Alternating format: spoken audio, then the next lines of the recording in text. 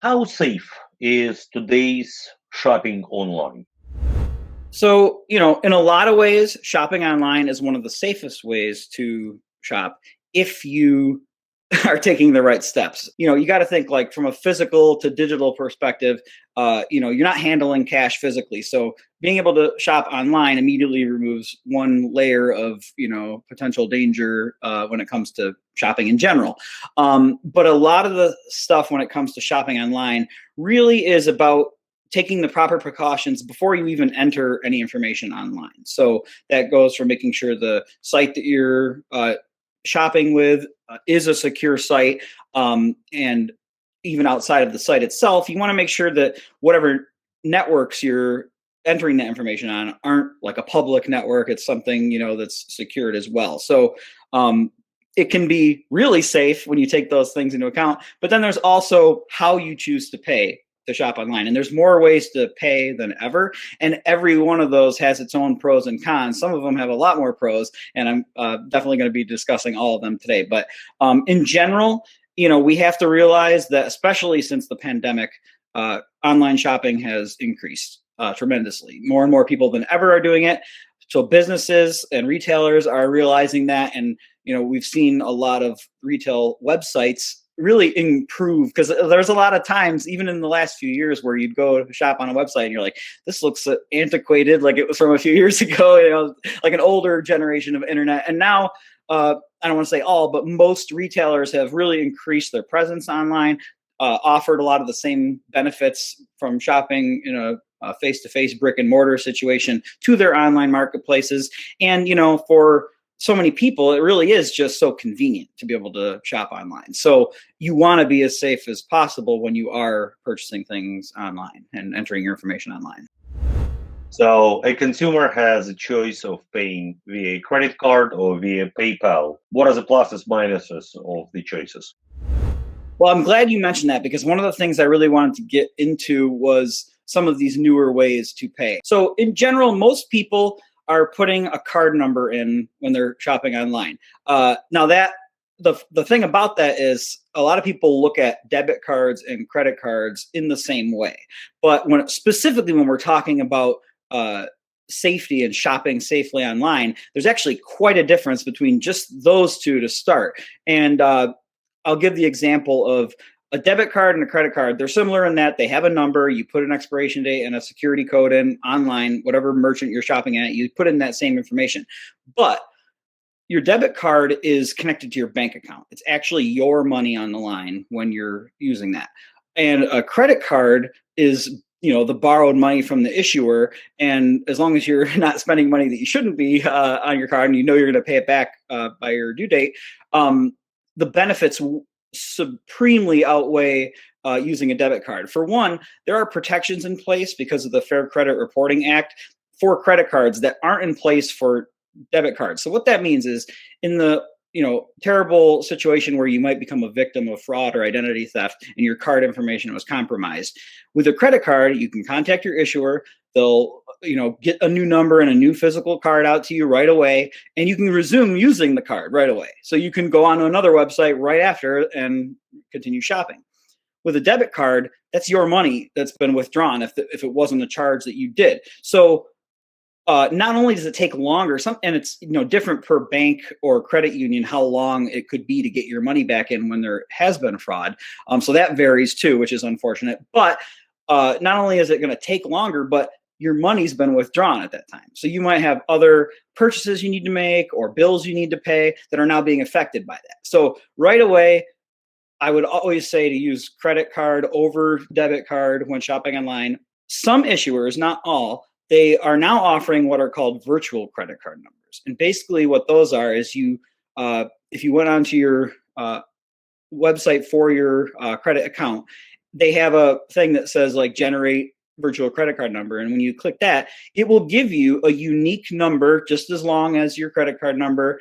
And sometimes they let you put the expiration date, but sometimes they'll generate that too, and a unique security code. So basically what that does is it lets you use that as a virtual digital version of your existing account with a completely different number. That's a one-time use number. So the benefits to that are that you're now not putting your actual information out there. So by using this digital number, this virtual number, you're able to make the purchase. And if somebody got that information after the fact, it's a one-time use number. So that right there, if your issuer offers that, is a super safe way to use your credit card when shopping online.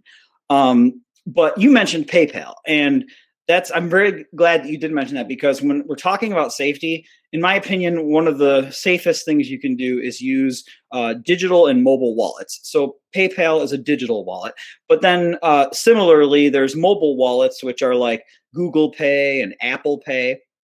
And what makes all of those similar is that what you're doing is you're connecting those accounts, those wallets, to whether it's your checking account, your debit card, your credit card, you're inputting the different payment methods into those different wallets. So if you're shopping online and a website allows you to pay with PayPal or pay with one of your mobile wallets, you're now doing a similar thing to the virtual credit card number. It's actually a process called tokenization, because it's generating that one-time token.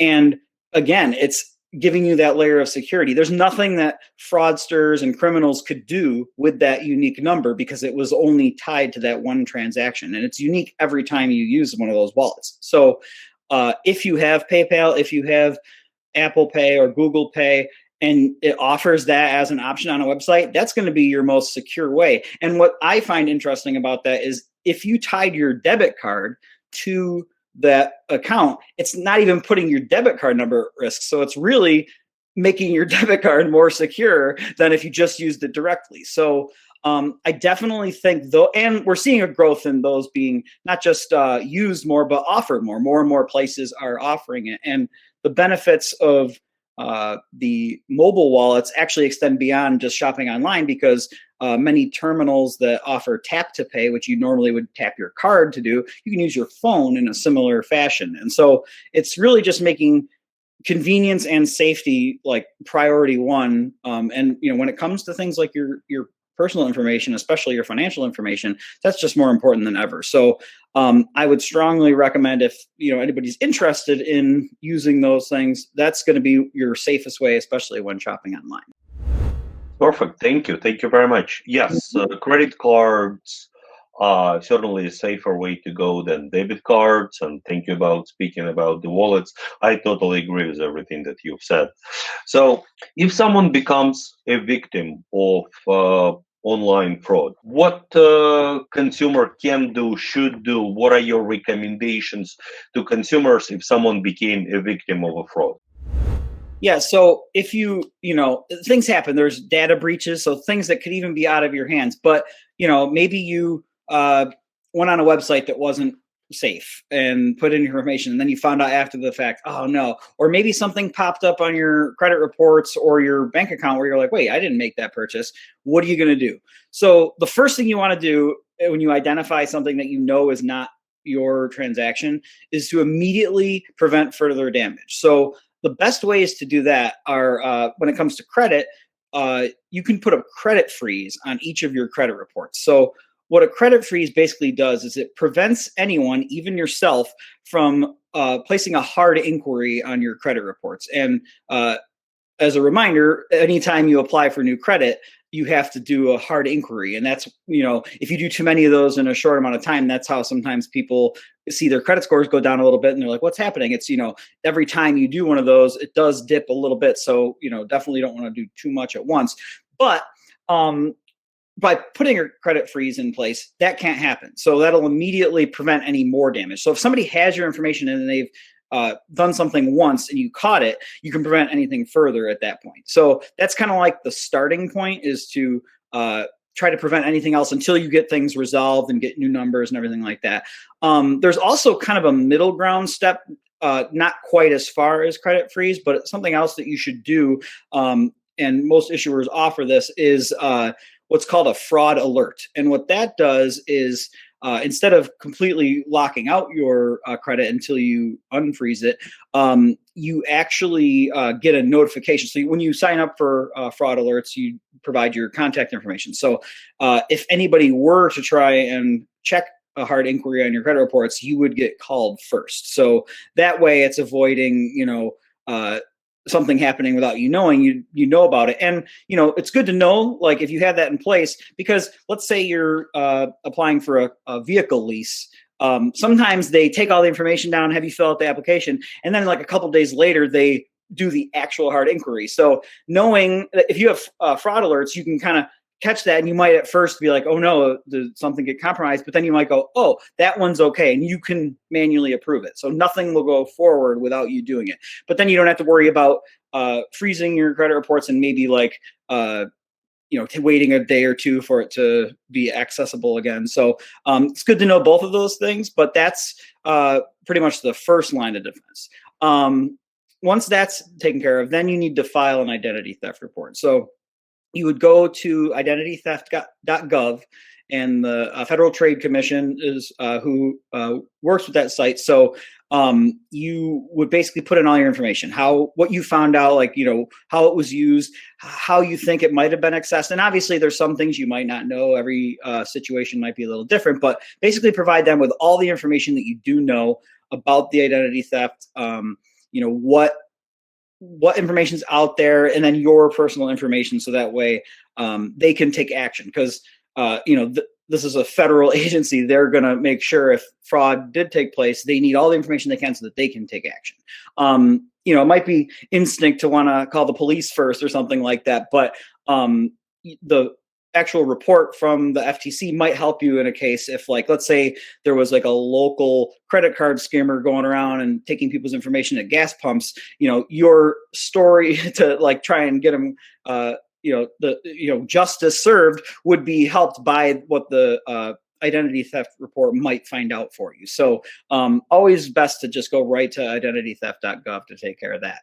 And then going forward, you want to look at your credit reports, and there might be additional things you missed. You want to look for any suspicious or fraudulent accounts that might be showing up, or charges that might have shown up on your account, because your credit scores could be damaged by having something that wasn't your fault sitting there, showing against your credit. So very important to, check it regularly. Luckily, right now, you can go to annualcreditreport.com, which normally would let you check your credit reports, each of the three main credit reports, once per year. But since the pandemic, they've actually extended it where you can check it weekly now. At least right now it's through April 2021. So, having that availability to be able to check things more regularly, you can really find if there's something that looks suspicious. And if it's suspicious, again, they're going to take care of it. Like, this is a federal organization that takes care of stuff like this. So you can get that removed. They'll remove that, the bureaus will remove that from your report, so you won't have further damage or damage going down the line. It can remove that immediately. But I will say, make sure that it's truly fraudulent stuff, because if you try getting like collections accounts removed and stuff, that's illegal. You don't want to do that. You want to make sure that it's only the things that are fraudulent to get removed. And so then from that point on, it's really just playing it safe and thinking about, I've talked about the ways to pay, but I would say especially if you've found yourself to be the victim of fraud or identity theft, you want to just, going forward, I told you in the beginning that shopping online can be one of the most safest ways. And I think probably the first line of defense when you're like, or not even defense, this is like when you take action, when there's two easy ways to tell if a site is secure that you might want, even if it's a smaller site, this is something that you can do to really help.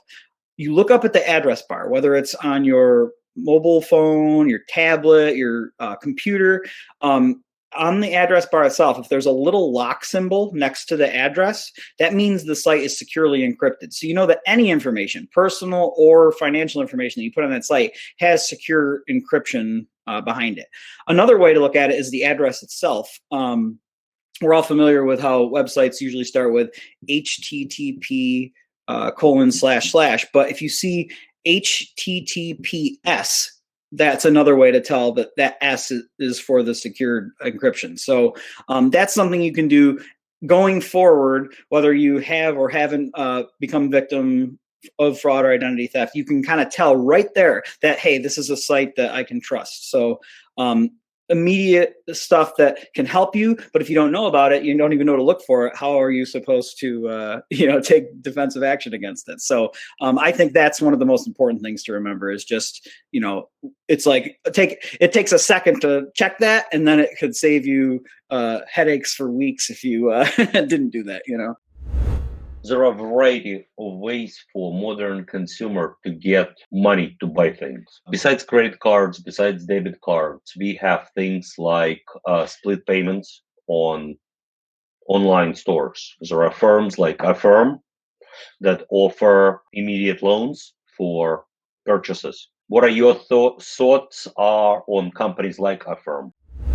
Just like a credit card, it is going to be a hard inquiry on your credit reports to be approved for something like that. And so knowing that will factor in. If you've done several other inquiries for credit in a short amount of time, that could negatively impact your credit scores going in. But it's funny because even if it's not a credit card per se, the same basic things apply where it's like making your on-time payments and stuff. As far as, is it a good idea to do that? That's, if it's going to make a purchase that you need to make easier and you know exactly what you're paying, because that's a lot of times too, is like factor in the interest, factor in what it's going to cost over time. It's usually more when you do that, but there are some scenarios I've heard of where there might be an interest-free option, but it might have a fee in the beginning or something like that. So you just want to make sure you know what you're signing up for. As much as we like to scroll past the terms and conditions and stuff, it is so important to read some of that stuff to make sure you're getting the right information, knowing where you're standing. So you're not surprised, you're not hitting a wall down the line that's like, oh no, I didn't know this was coming up. I mean, even things like paying your taxes, if you choose to pay over time, you have to realize how that's changing the amount you owe than if you just paid outright. So even when it comes to shopping and signing up for things like this, you want to make sure you know all the details before you make any decisions. Everybody has a different experience going into credit cards. It's not like really like a blanket approach. There's some things that are like blanket rules that apply to credit cards, but everybody has their own needs and desires when looking for a credit card. So that's kind of how we help really define what are the best choices in each of those categories. Nathan, I would like to thank you for your expert tips in credit card industry. This conversation was very informational for our consumers. Guys, thank you for watching.